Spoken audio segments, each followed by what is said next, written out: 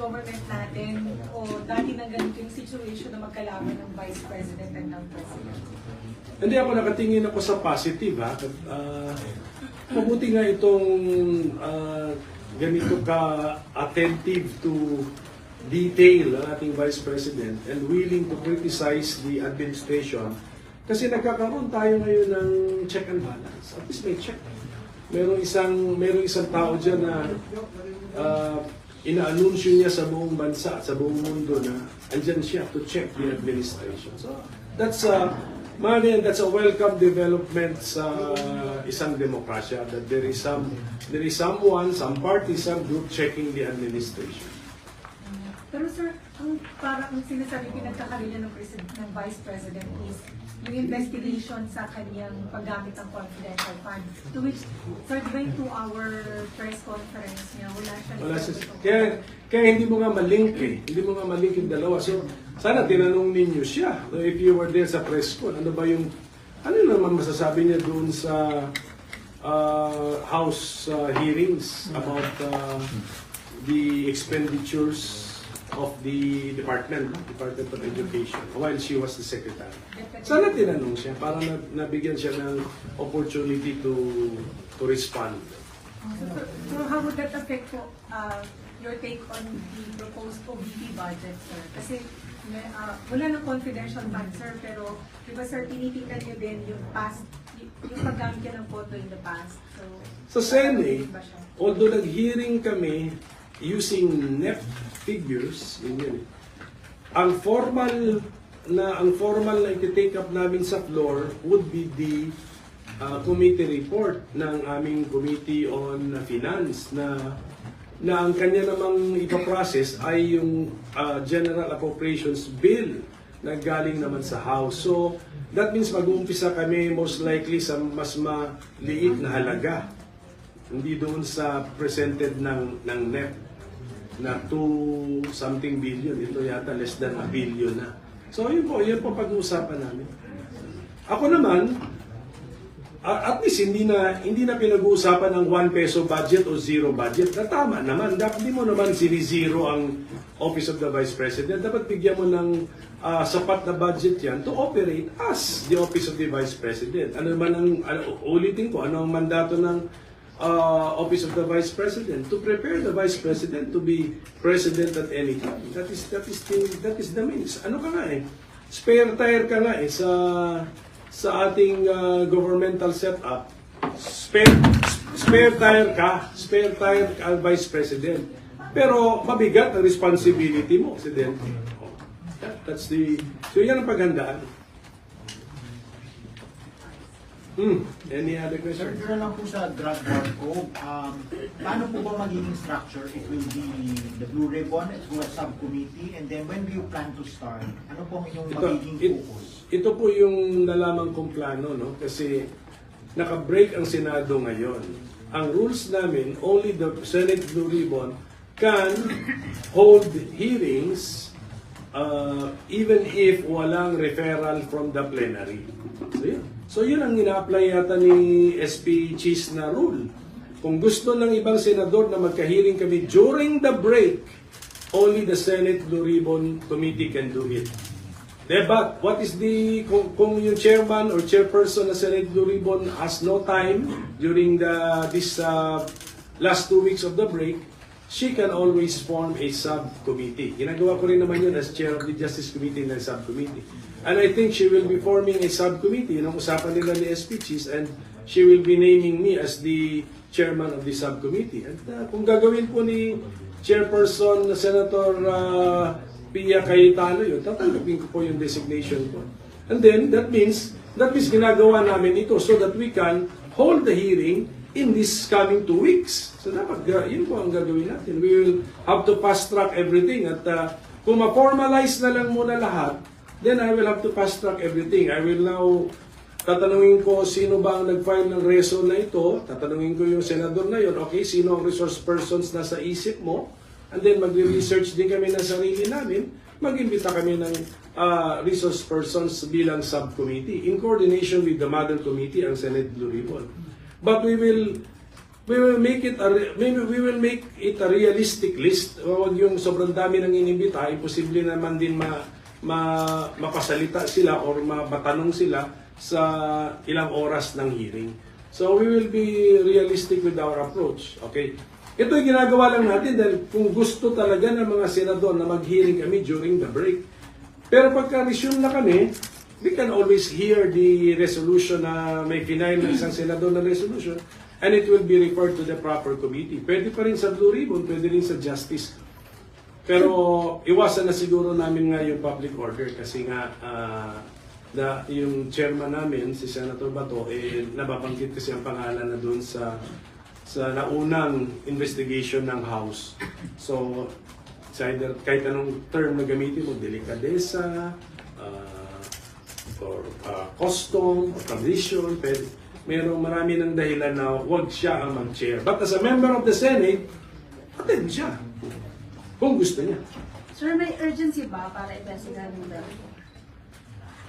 Ako kasi, ang sinasabi ko lang sa mga colleagues ko, ready ako. Kung sa tingin nila may urgency, sila magsabi kung may urgency. And siguro kung if there are two or more senators interested in this subject matter, I will, pwede ko nang sabihin na, sige na, marami-rami na ang interesado and it's urgent din i-hear natin. Sir, kung sakaling matutuloy, sino ang mga unang kukunin mo na mga resource person? Yun ang pinunta ko ngayon because I will meet with my staff, ililista namin yung potential na resource persons. Pero gaya ng sinabi ko kanina, maging practical naman kami, hindi naman lahat ng posible imbitahin namin. Mamili kami ng siguro para orderly ang investigation natin. Dapat yung kwento orderly din. So at the start of the Duterte administration, so June 30, 2016, 12 noon ng June 30, 2016, or even earlier, kasi siyempre naghahanda naman ang incoming administration o kanyang administration. So, doon tayo mag-umpisa. Then para tayong isang train na aabante sa timeline. So, yun ang ating gagawin. Hanggang sa end ng term, June 30, 12 noon ng 2022. So, yun ang gagawin natin. Ganun ang para orderly. Doon tayo mag-umpisa sa June 30 or even days before that of 2016. So, may sinabi po si Senator Bato na gusto niyang imbitahin at baka naman pumunta si former President Duterte. So, hindi siya unahin, sir, na imbitahin. Kasi kailangan ayoko kasi mag-judicial notice in the sense na yung records ng House sasabihin ko automatically reproduce sa Senate. Hindi, parang ang Senate parang blank slate muna kami.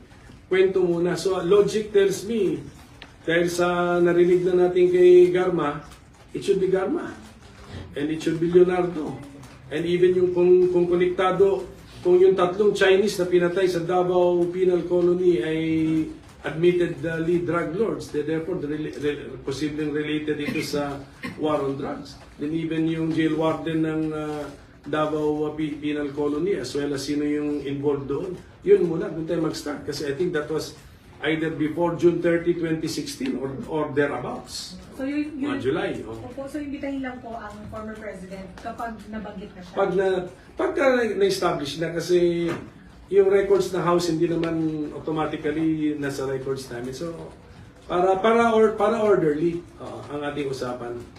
Sir, but if voluntarily he wants to go? Yes, at the proper time. Siyempre, hindi naman pwede sa umpisa pala ang gulo na ng kwento, yung mga nagsusubaybay sa amin, kami maintindihan namin. Siyempre, may mga staff kami, nagre-research, gano'n. Pero meron din kasi nakasubaybay sa hearing ng Senado. Hindi tayo pwede mag-umpisa na bigla na lang sinasagot na yung paratang na hindi pa nasasabi.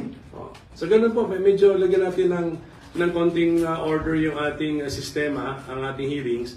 But, of course, kung willing siyang pupunta, then maybe we can set it sa second hearing. Tapusin na natin sa first hearing lahat ng aligasyon para sa second hearing sagutin na. Kasi we do not, ang sinabi sa akin ni Senate President Cheese, budget time na kasi, magugulo ang aming schedule actually. So we do not really have all the time in the world para dito. Sir, so I understand it na parang ayaw nyo na masyadong mahabang investigasyon. Yes, focus lang kami. So, kunyari hindi drug-related naman, hindi naman drug war yung killing ng PCSO executive. Kasi let us say, connected yun sa ibang issue sa PCSO, hands off na po kami ron. Sa war on drugs po tayo mag-focus. Sir, yung committee of the whole is out of the question. Wala na, Wala. out of the Bakit question. po, sir? Actually, baka mas unwieldy yun. Tapos expected pa si Senate President na mag-preside doon. Baka pati yung schedule niya. Tsaka naghahanda nga sa budget ang ang Senado. Actually, ako naghahanda sa budget. Sino bang expected na magtanong sa budget time? Hindi ba minority? Oh. Kaya magdo-double time po tayo ngayon. Yung oras natin ngayon, napakahalaga. Sir, sorry po, uulitin ko lang yung tanong kanina kasi parang hindi yata nakuha sa camera. Sir, yung sinabi po ninyo na nag-worry kayo for Vice President Sara at kailangan niya ng kausap. Why, ano sa tingin yung, bakit nyo nasabi? Nasabi ko na capture ko sa Kasi camera nasa kanina. sirain ko dyan, sir. Hindi, yung narinig ko kasi nagulat ako. Akala ko, sabi ko, AI ba ito? Hindi naman, totoo pala. So, it's really unusual yung mga sinabi po ni Vice President Sara Duterte. And to me, it's strange, no, na in the first place na naisip niya yun, tapos verbalize lang niya. So ako, bilang hindi naman isang dalubhasa sa medical science, ang una kong masasabi kung may mga naririnig akong mga strange is baka kailangan ng mas madunong na tao na kausap or pamilya, no? or close friends para mailabas yung mga damdamin. Hindi mo ilalabas yun sa formal press conference. Sir, ano ang nire-refer niyo dun sa really unusual? Ano yung mga, sa dami po nung sinabi niya, alin po doon in particular yung talagang tumatak sa inyo na unusual? Well, part lang naman, di ko naman pinanood yung 2 hours kasi part lang yung nakita ko, yung yung ulo, something to do with the ulo, and then something to do sa paghuhukay at itatapon sa West Philippine Sea, mga ganun ba? These are unusual amount, actually up to being strange. Sir, anong reaction niyo doon nung narinig niyo na may banta siyang ipahukay yung bangkay Akala ko ng AI. President? Akala ko pero double check ko muna, siyempre, sa panahon ngayon, dino-double check mo lahat eh. Sabi ko, tika muna, ano ba ito? Totoong nangyari or ginamitan na ng mga artificial intelligence technology? So yun ang una mo reaction, just to be, bago ka talaga tunay na mag-react sa something na nakikita mo online, ipapa-double check mo na kung totoo nangyari o hindi. Do you think, sir, may chance pa na magkasundo ang magkabilang panig? Sana meron mag-attempt, pero hindi ko na i-blame yung mediator kung hindi siya mag-succeed. Medyo, sa aking palagay, medyo masyado nang malayo, masyado na nagkahiwalay. Pero sana meron pa rin mag-attempt. Pero best effort na lang, at saka huwag natin i-blame ang mga mediator. Palakpakan natin sila, appreciate natin yung effort nila. But kung hindi magtagumpay, we should understand. Okay, thank you.